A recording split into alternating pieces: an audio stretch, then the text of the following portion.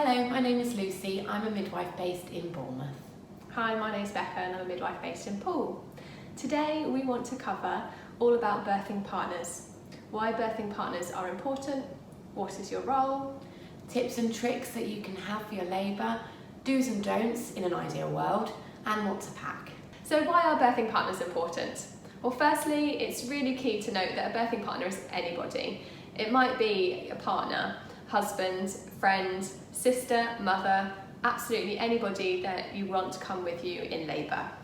And the reason that they're important is because they are the guardians of oxytocin.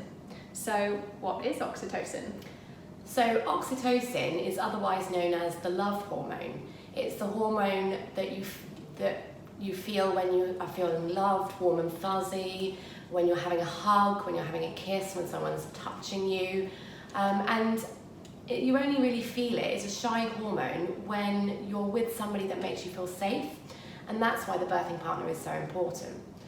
But why is oxytocin important? Oxytocin is also the hormone that makes your uterus contract when you're in labour.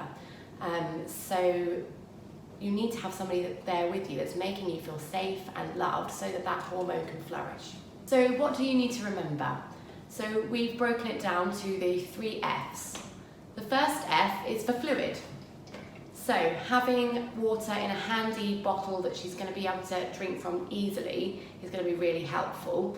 Having water, having Lucozade or Lucozade Sport more, because fizzy can sometimes make people feel quite sick in labour. So having something like Lucozade Sport or some sort of energy drink like that, and water that she can constantly sip throughout the labour. And it's your job to be there with it. When they're using the gas and air, the mouth can get quite dry, so having something that you can just sip is really helpful, so just having that next to her. So food is another really important part of labour. Your body won't work unless it's really well hydrated fluids and it's got a little bit of energy in it. So however you get that energy, whether it be through an electrolyte drink or through scoffing a banana in between contractions, or jelly babies, something that is quite easy to eat in a small snack in between. Chocolate can sometimes get it's really good for energy, but it can be a bit too sticky in the mouth, and then you're putting gas and air in again as well. So have a variety of things that you go shopping for beforehand.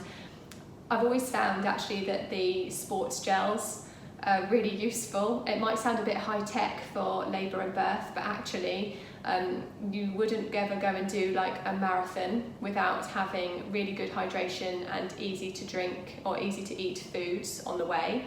And naturally labour and birth is no different. You don't really want to be eating, so having something that you can quickly put in, swallow down, but that's going to give you lots of energy is really important so that your body keeps going. So the next F is feeling. There are 2 sides to this really. It's feeling in a physical way and feeling in an emotional sense. So with the physical feeling, the person that you're with will maybe not know what they like and don't like until they're in labour already. So they might be a very touchy person beforehand and in labour they're not. But it's really important to try these things because they can be really beneficial. So making sure that you've offered or you have support from a midwife maybe to try some different massage techniques, which we'll go through with you in a little bit. And making sure that they're cool as well, because you get very hot. So it's like any other physical exercise, you'll get warm, and if you're in the water as well, that's warm, so you will sweat without then really feeling hot.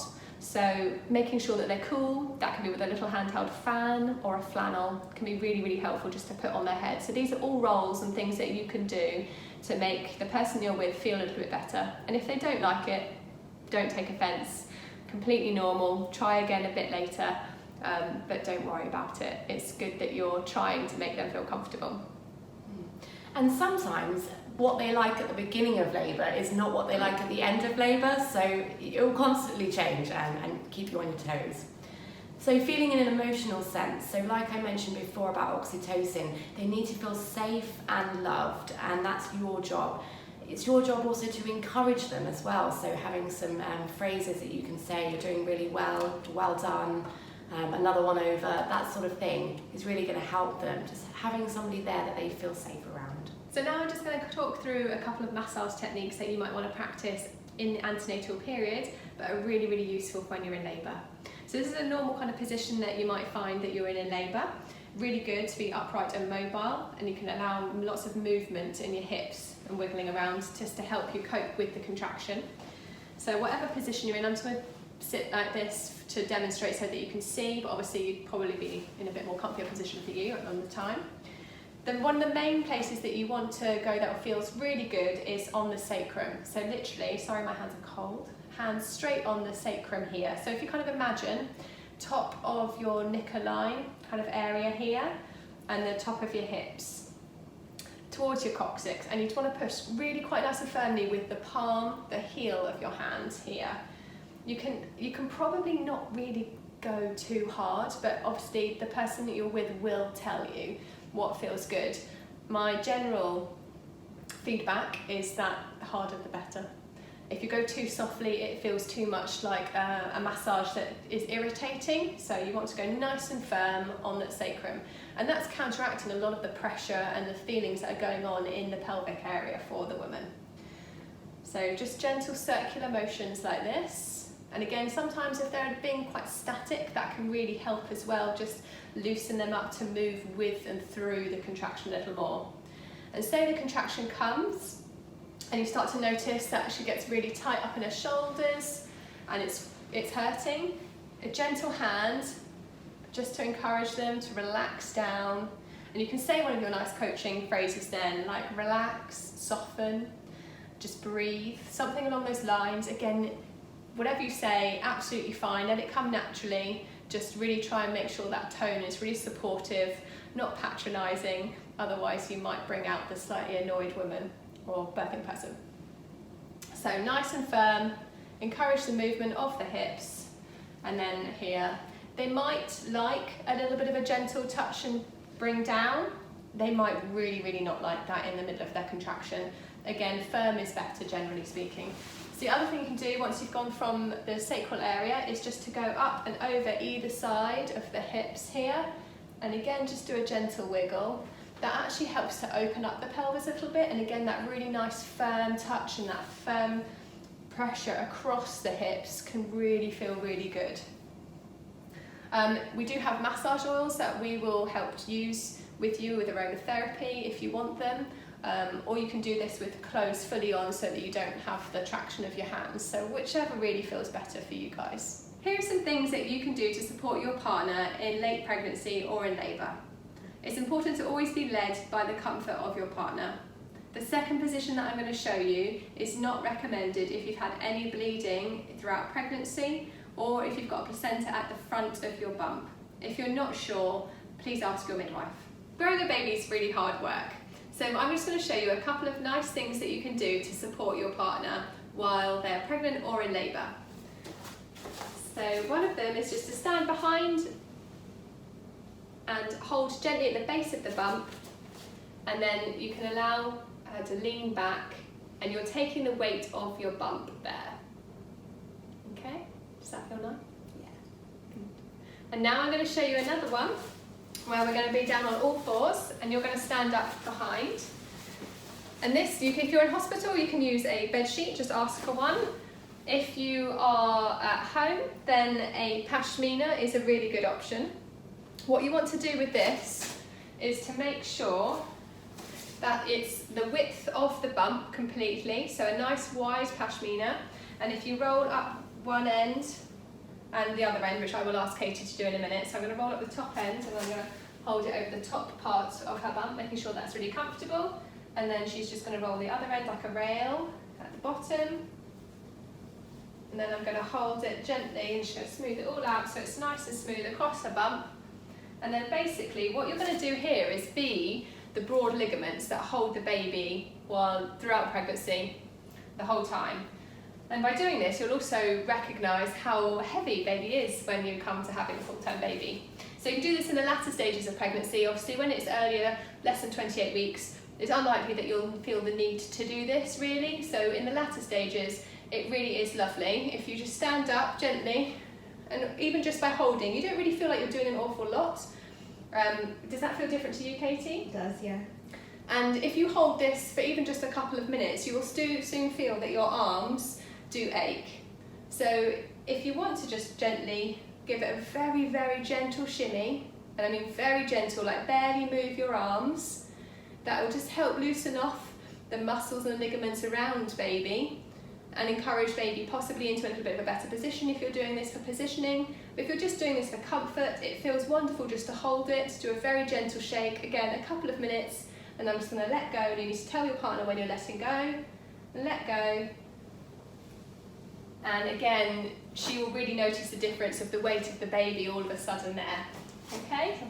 So here's a few tips and tricks at the moment. A few of these we've mentioned already about the water bottle having easy to drink and everything. But please do remember other things like hair bands, just having them spare on your wrist, really important. And lip balm, like we said before about the Gassanair, it does make your mouth really dry. So having a lip balm there might be really useful. Music is really important. If you're music lovers already, put together a really nice playlist that between you that you like.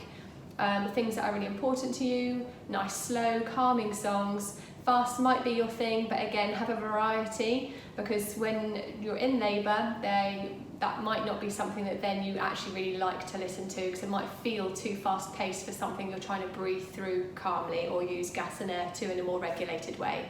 So have a good selection going and put something together. We love listening to people's labour tracks. So moving on now to the do's and don'ts. Do have a few positive coaching phrases. You're doing really well. But don't say the same thing over and over again. Definitely have a couple options to go between, otherwise that will really stick in their memory with what you're saying. Do stay off your phone, keep it on silent, put it away. Don't tell anybody that you're coming into the hospital or that you've called the midwife out, unless of course you need them for childcare reasons and things like that. You just don't want a constant stream of people asking how it's going, and it's amazing the amount of people that put things on Facebook just a tad too early. Do look after yourself. Make sure that you've got food and drink and everything that you need and your needs are met. Don't be offended if the person that you're with doesn't like something that you're doing or trying to be helpful and providing them. They have limited energy to tell you nicely, so sometimes that might come out a little bit short or sharp or just sound incredibly tired, and we don't want to hurt your feelings at all, but they're not trying to. And also, never ever say that you're tired. So what do you need to pack into your bag? It's really important that you have a separate bag for you, that you have, it's not going to get mixed in with the birthing person's bag, the baby bag. So have a bag for you. What are you going to put in it? A phone charger, speakers as well for your music playlist. You're going to want a spare t-shirt, maybe some joggers, something that you're going to feel comfortable wearing as well, because you don't know at what point you're going to get called in. You may be in your work suit or in your jeans or something, and you're not going to want to sit for a few hours in that, so put some comfy clothes in there for you. Your food and drink, so something that you're going to be able to snack on, or you pack some sandwiches or something like that that you're actually going to be able to eat, because you're not really going to have much of an opportunity to actually go to the canteen. And a little bag of toiletries as well, toothbrush, toothpaste, deodorant. You're going to feel quite otherwise, so make sure that you've got something for you to have a little freshen up. Thank you for joining us today and watching this video. We really hope that you found it useful and enjoyable, and we really look forward to seeing you soon. Please do take out a look at our other videos online.